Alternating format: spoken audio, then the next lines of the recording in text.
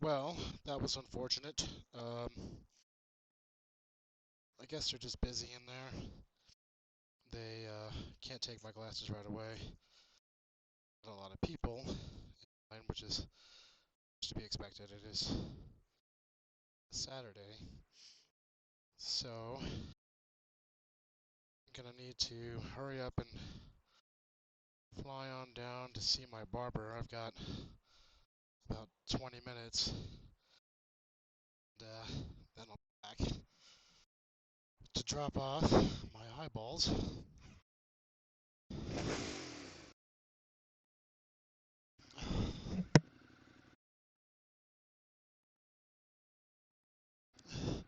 I get a lot of attention on this thing.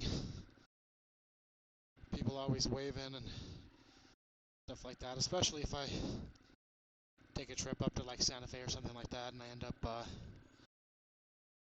stopping for gas or whatever. I got a lot of people coming up to me talking about it and stuff, and they admire it a lot because of course it is a super gorgeous bike, and I've definitely worked hard for it. But like I said, you know, this is a replacement for the one that got stolen back in 2014. And it took me 10 years to finally replace it. I do have another bike as well. I've got a 2009 BMW. It's the same bikes that the cops used to use, but it's not a former police bike. It's the same model, the same CCs, same fairings, all of that stuff.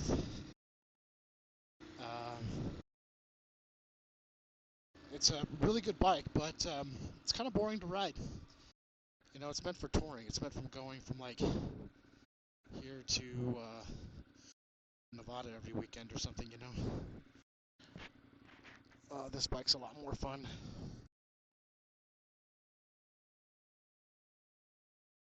So we got a Fenty zombie up here. I don't know if you guys can see him or not.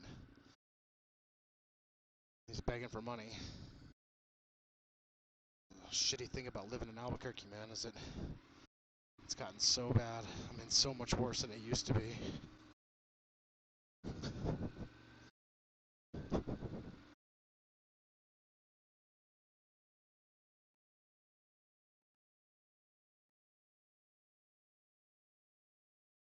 Oh, so much fun, man. God, I love this thing.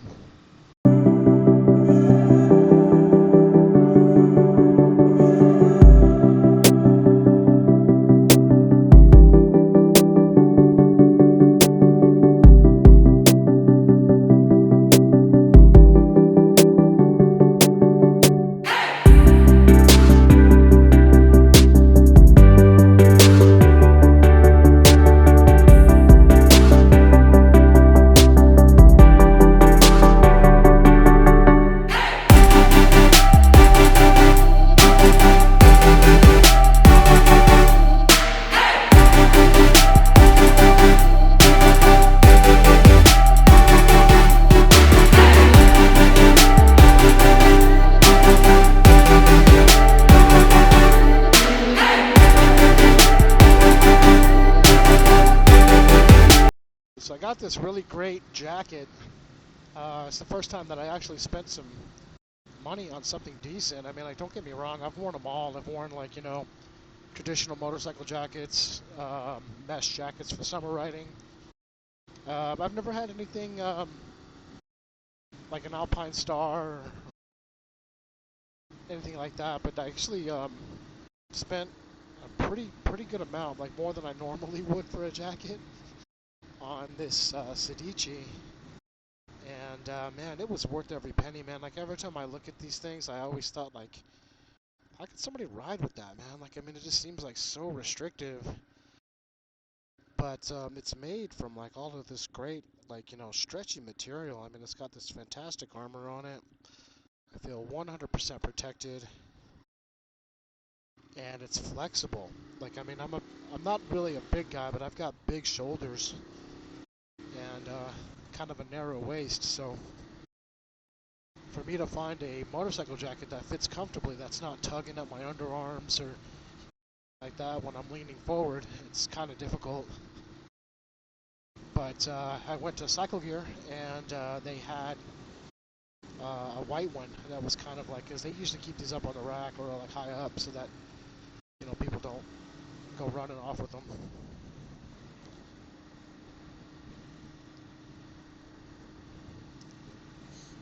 Something beeped at me. I don't know what that was. Anyway, they had the white one, and I tried it on. It was an extra large, and it fit perfectly. So right next to the white ones, they had some black ones, and I was like, oh, please have the extra large. Please have the extra large. And they did. And without hesitation, I purchased it right there. And just because I knew if I didn't, it'd be gone by the next day, or tomorrow, or whenever. You know, you guys know how it is.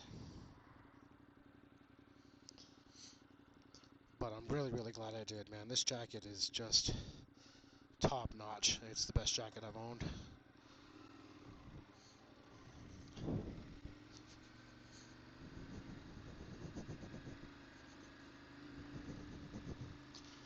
Still need to get myself some riding pants and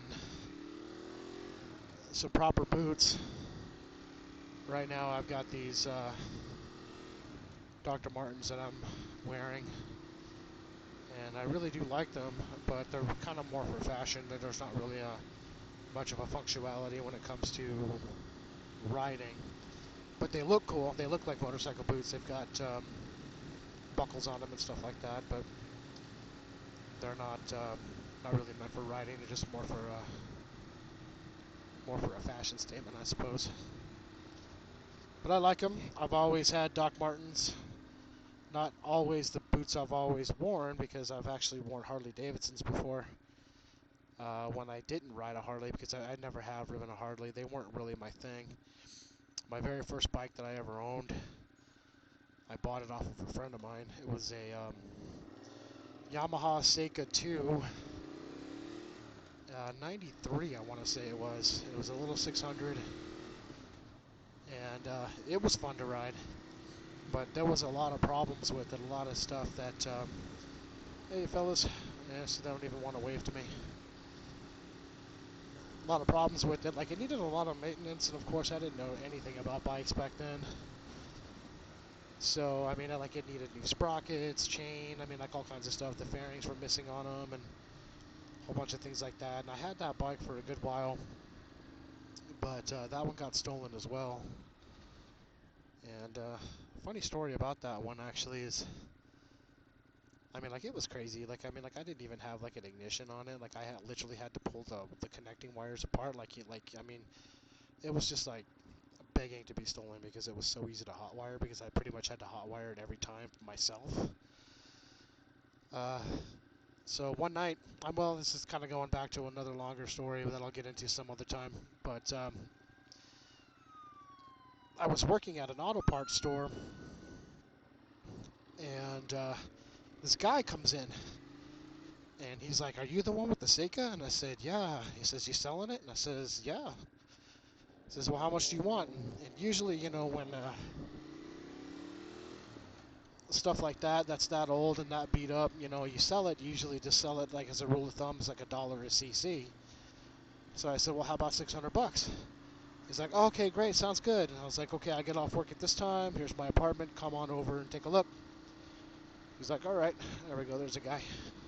He didn't see me. Oh, right at the end he did. So he comes over, and he recognized it right away. He was just all like, "Oh, there's this bird right here, and there's that looks familiar, and oh yeah, this is kind of strange." And I looked at him, and I was like, "Hey man, are you from Michigan?" And he's like, "Yeah." And I was like, "I know who you are.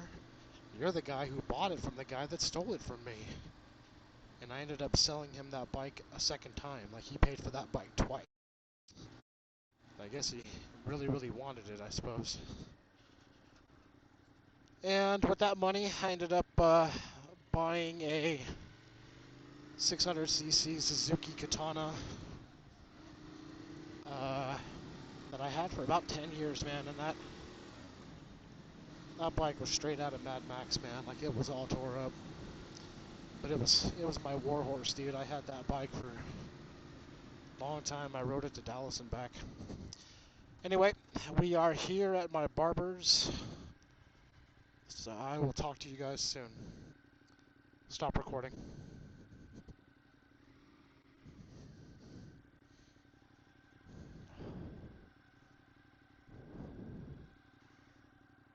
Stop recording.